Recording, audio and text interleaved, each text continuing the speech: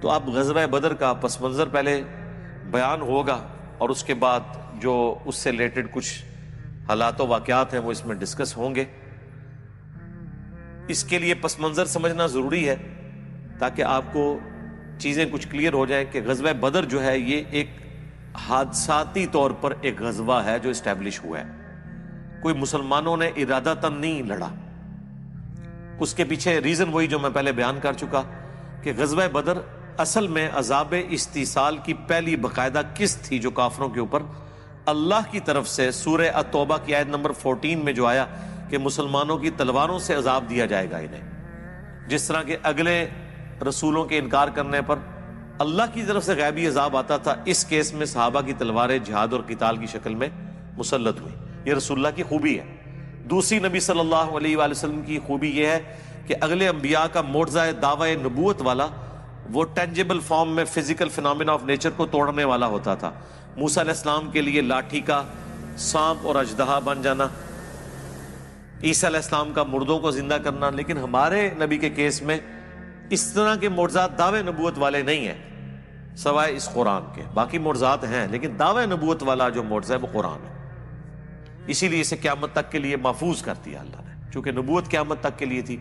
انا نحن نزلنا الذکر وانا له لحافظون، بے شک اس الذکر یاد دہانی کو ہم نے نازل کیا، ہم ہی اس کی حفاظت کرنے والے ہیں۔ تو غزوہ بدر اس عذاب کی پہلی قسط تھی، بلکہ اس سے پہلے تو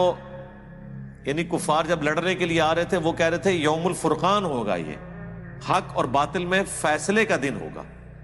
ٹھیک ہے۔ تو اللہ تعالیٰ نے کہا کہ پھر ہم اسے یوم الفرقان بنائیں گے، اور ابو جہل بھی قتل ہوا، 70 کے قریب ان کے سردار قتل ہو گئے، مکے میں تو صف ماتم بچھ گئی، اور قریش تو اپنی تلوار میں بھی مشہور تھے، کبھی انہوں نے سوچا ہی نہیں تھا کہ ہمیں بھی شکست دی جا سکتی ہے، اور اس سے بڑی ان کے لیے ذلت یہ تھی کہ ہمارے اپنے قریشی لوگوں نے ہی ہمارے ساتھ یہ کیا ہے۔ تو یہ بہت بڑی ذلت، کیونکہ وہ تو آپ سمجھ لیں ایک پیر خانہ چلا رہے تھے نا، اللہ کی خانقاہ چلا رہے تھے، ان کے تو قافلے بھی راستے میں لوٹے نہیں جاتے تھے۔ پورے عرب کے لوگ قریش کو بڑی رسپیکٹ دیتے تھے، کیونکہ ہر قبیلے کے بت رکھے ہوئے ہوتے تھے کعبے میں، تو وہ رسپیکٹ دیتے تھے، ان کے قافلے کو کوئی ہاتھ نہیں ڈالتا تھا، اتنی ان کی عزت تھی۔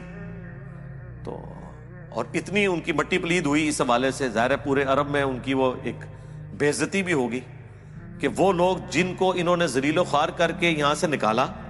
اپنے زوم میں، ان کی جائیدادوں کے اوپر قبضے کیے، وہ نہتے لوگ مدینے میں گئے ہیں اور 313 لوگ نہتے آئے ہیں،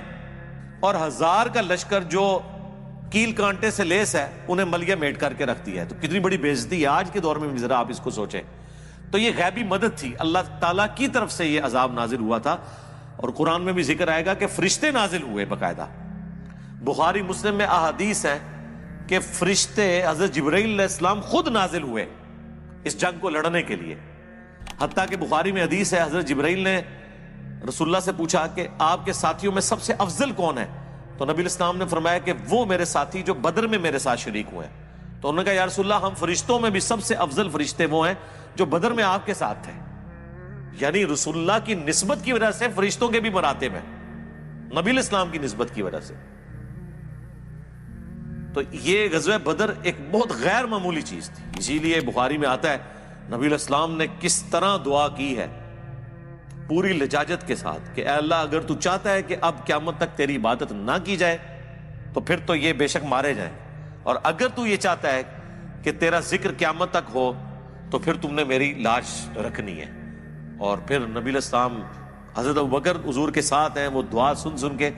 حضرت ابوبکر کا کلیجہ منہ کو آ رہا ہے کہ حضور کس طریقے سے دعا مانگ رہے ہیں۔ اب حضرت ابوبکر کو تو اندازہ نہیں تھا نا، حضور کی تو پیچھے محنت تھی، آپ کو پتا تھا کہ اگر یہ کام، اب وہ آپ سمجھ لیں ایک تھریش ہولڈ پوائنٹ تھا، ادھر 0-1 ہو جانا تھا۔ اگر مسلمان وہ جنگ جیتے ہیں تو مسلمانوں کا گراف اوپر چڑھنا تھا، اور اگر وہ جنگ ہارتے ہیں تو سارے کا سارا معاملہ ہی ریورس ہونا شروع ہو جانا تھا۔ جن پہ دھاگ آلریڈی بیٹھی ہوئی تھی، نبی علیہ السلام جب مدینہ شریف ہجرت کر کے گئے ہیں تو دھاگ تو بیٹھ گئی تھی۔ اس سے بڑی کیا دھاگ تھی کہ عبداللہ ابن ابی جو قریب تھا کہ وہ پورے مدینے کا سردار چنا جاتا، رسول اللہ کو چن لیا گیا، مواخات کروا دی نبی علیہ السلام نے، انصار اور مہاجر بھائی بھائی بنا دیے، میثاق مدینہ کروا دیا کہ اپنا اپنا مذہب اپنی جگہ، تم یہودی ہو یہودی رہو، لیکن مدینے پہ جب حملہ ہوگا تو پھر سارے مل کر مدینے کا ڈیفنس کریں گے۔ نبی علیہ السلام نے اپنا مرکز بھی مسجد نبوی کے طور پر قائم کر لیا، وہی آپ کی خانقاہ بھی تھی، وہی آپ کا دفتر بھی تھا، اس کے ساتھ ہی آپ کا گھر مبارک بھی تھا۔ تو نبی علیہ السلام کی ایک سمجھ لیں چھوٹی سی امپائر تو قائم ہو گئی تھی نا۔ یہ سارے کا سارا معاملہ ریورس ہو جانا تھا اگر غزوہ بدر میں مسلمانوں کو شکست ہوتی۔ اور پھر نبی علیہ السلام جب وہ دعا کر کے نکلے تو بخاری میں آتا ہے کہ نبی علیہ السلام نے پھر اعلان کیا کہ ان کے چہرے بگاڑ دیے جائیں گے اور یہ پیٹھ پھیر کر بھاگ جائیں گے۔ پھر اللہ تعالیٰ کی طرف سے غیبی مدد آئی، بارش نازل ہوئی، اس کا ذکر قرآن میں بھی ہے، بخاری مسلم میں بھی موجود ہے۔ تو یہ ایک حادثاتی طور پر جنگ ہوئی جس کی وجہ سے ہی آپ دیکھیں کہ وہ سننے کو ملتا ہے کہ جی وہ 8 تلواریں تھی، 2 گھوڑے تھے، چند اونٹ تھے 313 کے پاس۔ وہ اس لیے تھے کہ جنگ کرنے تو نکلے ہی نہیں تھے، یہ نکلے تھے ابو سفیان کے قافلے کو لوٹنے کے لیے۔ تو ہم لفظ نہیں وہ استعمال کریں گے، ظاہر ہے کہ اہل مکہ نے مسلمانوں کی جائیداد کے اوپر قبضہ کیا ہوا تھا۔ اللہ تعالیٰ کی وحی کے ذریعے مسلمانوں کو اجازت ملی کہ اب ظاہر مکے سے تو مال و دولت مسلمان لا نہیں سکتے تھے، ان کا جو تجارتی قافلہ مدینے کے راستے سے جایا کرتا تھا شام کی طرف، اور اہل مکہ کی گزر بسر اسی تجارت کے ذریعے ہوتی تھی جو تبادلہ کرتے تھے، بارٹر سسٹم چل رہا تھا، تو وہاں سے جب آئیں تو اس قافلے کو پکڑا جائے اور اس مال کو استعمال کیا جائے، اس لیے وہ نکلے تھے۔ جس کے ہاتھ لاٹھی لگی وہ لاٹھی لے کے نکلا۔ ظاہر ہے آپ نہتے قافلے کو پکڑنے کے لیے نکلے ہیں تو پھر آپ کو 8 تلواریں اور 2 گھوڑے کافی ہیں، کیونکہ وہ سامنے کوئی جنگی ساز و سامان کے ساتھ تو نہیں، وہ ان کا تجارت کا قافلہ تھا۔ اس وقت تو نہیں پتا تھا، راستے میں اللہ تعالیٰ نے اپنے ارادے سے آگاہ کر دیا رسول اللہ کو صلی اللہ علیہ وآلہ وسلم کہ ہاں جی یہ تو وعدہ ہے کہ جو بھی جنگ ہوگی تم جیتو گے، اب فیصلہ کرو کہ ابو سفیان کا لشکر یا بدر۔ تو ظاہر ہے عقل تو یہی متقاضی ہے کہ ابو سفیان کا لشکر ہی چاہیے۔ بدر تو مشکل تھی کیونکہ ابو سفیان کو یہ پتا چل گیا کہ مسلمان یہ ہمارے قافلے پہ حملہ کریں گے۔ اس نے ایک تیز گھوڑ سوار بھگا دیا مکے کی طرف کہ تمہاری اگلے پورے سال کی اکانومی ڈیپینڈنٹ ہے کہ میں صحیح سلامت پہنچ جاؤں، ورنہ بھوکے مرو گے۔ یہ محمد اور اس کے ساتھی صلی اللہ علیہ وآلہ وسلم اور رضی اللہ عنہم اجمعین یہ تو لوٹ لیں گے سب کچھ۔ اور پیرلل میں اس نے ہوشیاری یہ کی کہ وہ جو پراپر راستہ تھا جو مدینہ شریف کے قریب سے گزرتا تھا وہ اس نے تبدیل کر کے ساحل سمندر کے کنارے کنارے وہ باہر سے مکے تک چلا گیا۔ اور ظاہر ہے اللہ تعالیٰ نے اپنے نبی کو وہی سے آگاہ کر دیا کہ بھائی میرا تو ارادہ یہ ہے کہ میں نہتوں کو لڑواؤں گا ان ساز و سامان والے کافروں کے ساتھ، پھر تمہاری فتح ہوگی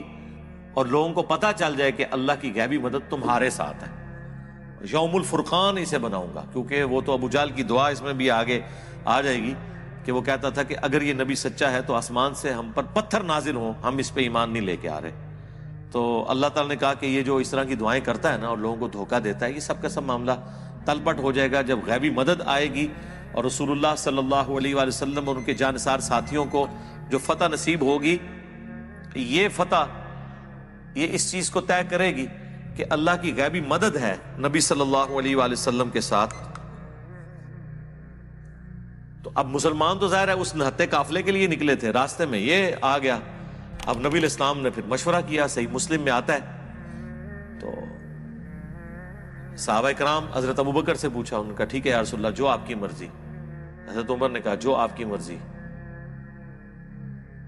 لیکن نبی علیہ السلام بار بار اس چیز کو ریپیٹ کر رہے ہیں۔ تو سعد ابن معاذ اوس کے سردار تھے، ان کا یا رسول اللہ مجھے لگ رہا ہے کہ آپ کا اشارہ ہماری طرف ہے، تو آپ اگر ہمیں یہ حکم دیں نا کہ ہم سمندر میں اپنے گھوڑے ڈال دیں، ہم آپ کے حکم کے اوپر لبیک کہیں گے، ٹھیک ہے؟ آپ ایک دفعہ آرڈر کریں، جو آپ کی مرضی ہم وہ کریں گے۔ کیونکہ حضور ظاہر ہے ایک مشکل چیز کے لیے ان کو تیار کر رہے تھے نا، کہ نہتے لوگ 1000 کے لشکر کے ساتھ ٹکرائیں، جبکہ آپ کے پاس صرف 8 تلواریں ہیں، کیونکہ آپ غزوہ بدر تو لڑنے کے لیے نکلے ہی نہیں تھے۔ اللہ نے راستے میں کہا کہ نہیں بھئی، میرا فیصلہ یہ ہے کہ میں حق کا حق ہونا اور باطل کا باطل ہونا ظاہر کروں، اور یہ ساری چیزیں آپ کو اگلی آیات میں نظر آ جائیں گی۔ میں اس لیے آپ کا پورا ذہن بنا رہا ہوں، آپ کو ہر آیت بیٹھی ہوئی نظر آئے گی، اور آپ دیکھیں گے اس زمانے میں بھی ان 313 کے اندر بھی سب کا ایمان ایک لیول کا نہیں تھا، کچھ اسی چکر میں تھے کہ یہ ٹل جائے جنگ، اور سمجھ رہے تھے کہ ان کو موت اپنی نظر آ رہی ہے۔ ہر زمانے میں ایک جیسے اہل ایمان نہیں ہوتے، حالانکہ ہم ان 313 کو سب سے بہتر سمجھتے ہیں، ان میں بھی آگے ڈویژن موجود تھی۔ اور اسی موقع کے اوپر حضرت مقداد کا وہ جو جملہ ہے، جو بخاری میں الفاظ ہیں، عبداللہ ابن مسعود کہتے ہیں کہ میری پوری زندگی یہ خواہش رہی ہے کہ کاش یہ جملہ میری زبان سے نکلتا، جو حضرت مقداد کی زبان سے نکلا کہ یا رسول اللہ، ہم موسیٰ کے ساتھی نہیں ہیں کہ ہم آپ سے یہ کہیں کہ اے موسیٰ تو اور تیرا رب جا کے لڑے، ہم یہیں پہ کھڑے ہیں، جا کے تم لوگ شام فتح کرو، تو جب فتح ہو جائے گا تو ہم داخل ہو جائیں گے، ہم آپ کے آگے سے لڑیں گے، دائیں سے لڑیں گے، بائیں سے لڑیں گے، اپنی جان آپ کے اوپر نچھاور کریں گے۔ تو نبی علیہ السلام کو اس حوالے سے حوصلہ ہوا۔ اسباب کی تو اپنی اہمیت ہے نا جی، مطلب اس زمانے میں کوئی نگاہ نہیں مارا کرتا تھا، حضور پورا مشورہ لے کے چل رہے ہیں کہ ظاہر ایک مشکل ڈیسیژن ہے، اس کے اگینسٹ لوگوں کی جان جا سکتی ہے۔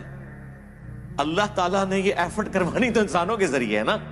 یہ تو بعد میں سلسلہ شروع ہوا ہے نا، کہ نگاہ مار کے اتنے ہزار کو یہ کر دیا تو اتنے لاکھ کو یہ کر دیا۔